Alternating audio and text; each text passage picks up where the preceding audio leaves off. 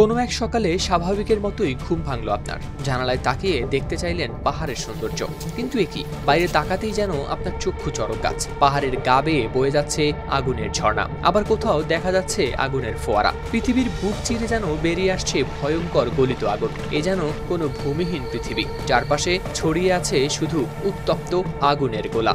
বিশ্বের নানা প্রান্তে ঘটছে একের পর এক অগ্নুৎপাত, আর তারই ভয়ঙ্কর প্রভাব ছড়িয়ে পড়েছে বিভিন্ন দেশে। সম্প্রতি আফ্রিকার দেশ ইথিওপিয়ার আফার অঞ্চলে জেগে উঠেছে দীর্ঘ 12,000 বছর ধরে ঘুমিয়ে থাকা হাইলি গুব্বি আগ্নেয়গিরি। অগ্নুৎপাতের ভয়াবহতা এতটাই বেশি যে এর ছাই পৌঁছে গেছে প্রায় 5,000 কিলোমিটার দূরে ভারতের দিল্লিতে, যার প্রভাব পড়েছে বিমান চলাচলেও। বাতিল ও রুট পরিবর্তন হয়েছে বহু আন্তর্জাতিক ফ্লাইটের। এটি ছাড়াও বিশ্বের নানা প্রান্তে এই মুহূর্তে সক্রিয় হয়েছে আরো বেশ কয়েকটি আগ্নেয়গিরি। কিন্তু খুব কাছাকাছি সময়ের মধ্যে ভয়ঙ্কর এসব আগ্নেয়গিরি জেগে ওঠার রহস্য কি?